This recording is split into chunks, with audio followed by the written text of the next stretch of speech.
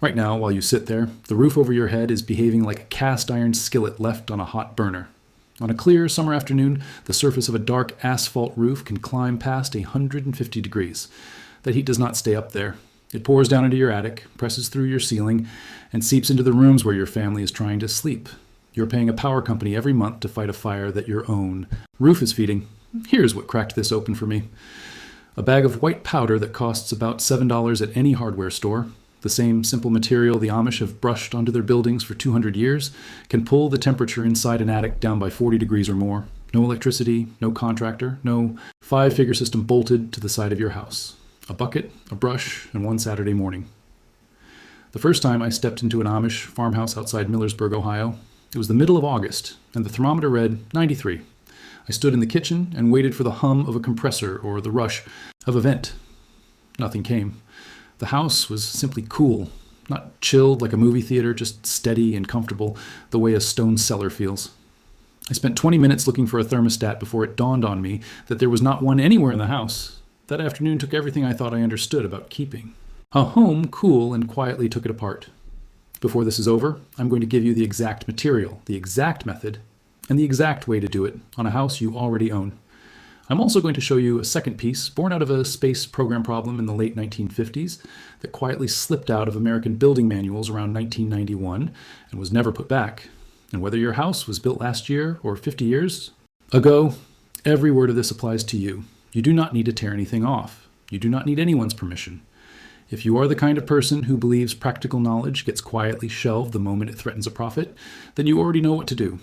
Subscribe, because there is more of this every single week. Let me start with a number that ought to make you angry. The Department of Energy has shown that the great majority of the heat entering your home through the roof does not arrive as hot air sneaking through cracks. It arrives as radiation.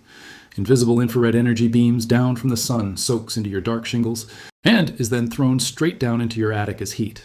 Your attic becomes an oven sitting on top of your living space, often 140 degrees or hotter, and that superheated air leans down on your ceiling hour after hour, while your air conditioner runs itself ragged, trying to push back.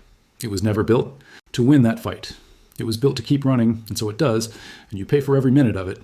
The Amish solved this without a laboratory or a government grant. They solved it by paying attention across generations. Their roofs are not dark. They favor metal, slate, and light-colored surfaces chosen to bounce the sun away instead of drinking it in. And for 200 years, Amish families have brushed lime wash, a simple mix of hydrated lime and water, across walls, fences, barns, and roofs. It dries a bright, chalky white. It reflects the sun, and it does something most people never stop to understand. A white surface does not just refuse to absorb heat. It actively throws heat away, upward into the sky. There is a name for this that engineers only embraced in recent decades. They call it radiative sky cooling, the way a pale surface sheds its heat as infrared straight up into the cold of the open sky, which for these purposes behaves like a heat sink far colder than the air around you. The Amish never needed the term. They just knew a whitewashed building stayed cooler, and they painted accordingly, year after year, the same way their grandparents had. This is not folklore, and it is not new. Back in 1973, researchers at a national laboratory in California ran a clean and simple experiment.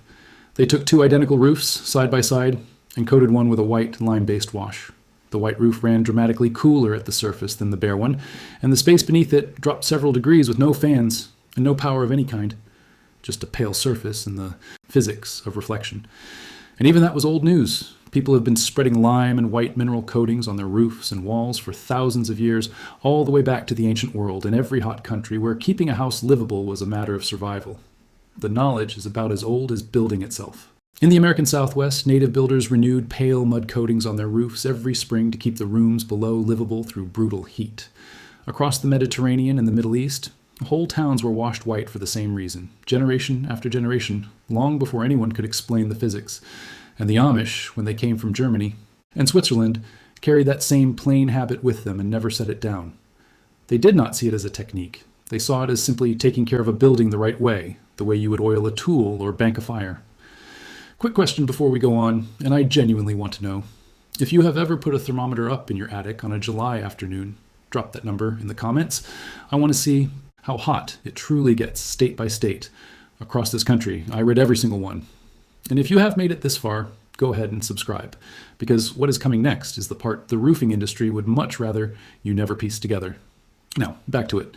So if a pale roof is this old, this cheap, and this effective, why is nearly every house in America topped with a dark, heat-drinking surface? That question kept me up at night. And what I found was not a gap in the knowledge. It was a gap somebody had every reason to keep open. There is a trade group that represents the makers of the dark asphalt shingles sitting on most American roofs. And in state after state, that industry and its allies have pushed back against rules that would require or even encourage reflective roofing. This is on the public record. When a city like Baltimore moved to adopt a cool roof ordinance, the asphalt industry argued against it, claiming dark roofs were actually the smarter choice in northern climates. Independent researchers showed that claim did not hold up, and Baltimore passed the ordinance anyway in 2023. But most cities never get that far. Most never even hear the debate, and the asphalt group openly discourages homeowners from brushing a reflective coating over an existing shingle roof at all, warning it can trap moisture and void the warranty.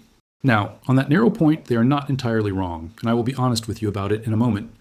But step back and look at the whole shape of it. Think about the economics. A bag of hydrated lime costs a handful of dollars at any hardware store. You cannot patent it. You cannot trademark it. You cannot build a subscription around it. The roofing and cooling industries together move tens of billions of dollars a year, and every one of those dollars depends on your roof staying hot and your air conditioner staying on.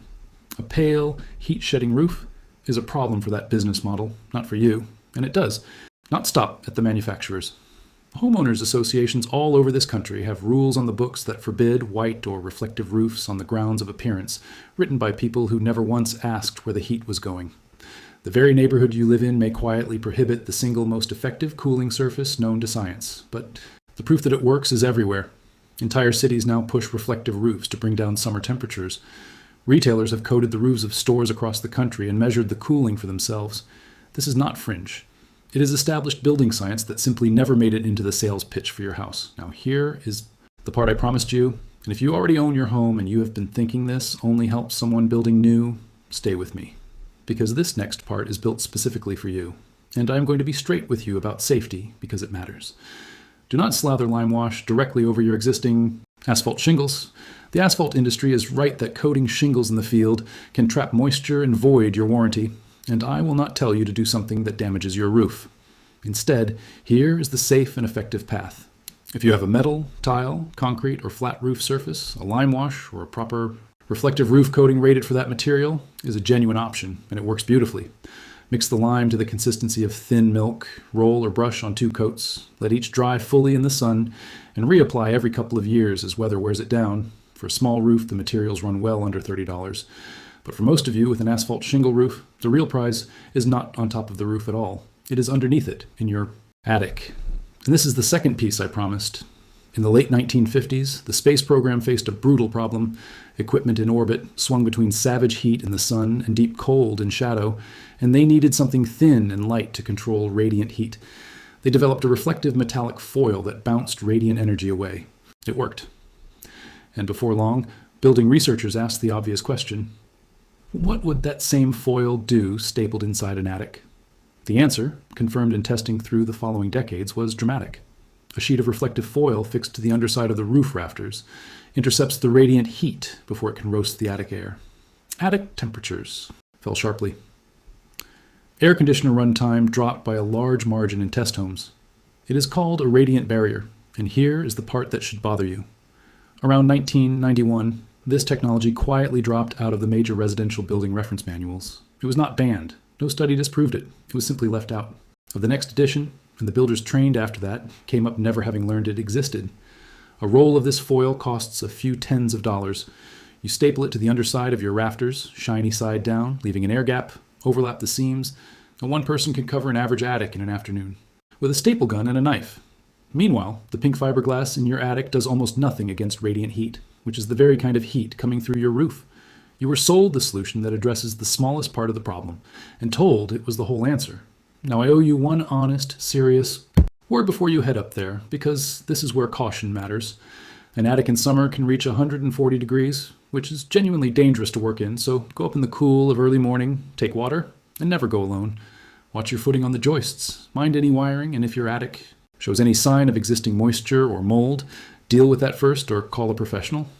Do not lay foil directly on top of your insulation in a way that traps moisture. Follow the product instructions and your local codes. Everything I have walked through here, the reflective surfaces, the safe materials, the radiant barrier, I have put together in one place along with the other Amish home systems I have covered. It is in the description if you want it, but stay right here because the ending matters. Here's the science that ties it all together, and it is the thing that finally changed how I see my own house. Your air conditioner moves heat sideways. It pulls heat from inside and dumps it into the yard where the air is already 95 degrees, so it has to strain all day to push heat into something nearly as hot as what it is removing. A white, lime-washed surface does something completely different. It sends heat upward as infrared into the open sky, which behaves like a sink far colder than anything around you. One machine fights the hot air beside it. The other quietly radiates heat into the cold of space. The Amish never read the physics. They just knew the white building stayed cool, the same way their great-grandparents knew it, the same way people in hot countries have known it for thousands of years. The lime is still sitting on the hardware store shelf. The foil is still there beside it. The sky above your roof is still cold to infrared every single day. The only thing missing was someone willing to connect the dots and hand them to you. The knowledge was never lost. You were just never given it. And now you have it.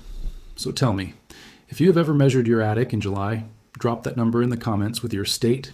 And if you have already tried a reflective coating or a radiant barrier, tell me what happened, the before and the after, because your numbers will help the next person stop paying a bill they do not owe. I read every single one. Hit subscribe, because next week I'm going to show you why your attic is quietly cooking the whole house from the top down, and the $4 trick the Amish used to vent it without a single fan. A method that all but vanished from American homes after the building industry decided it was decorative. The reason it disappeared is a story you're going to want to hear.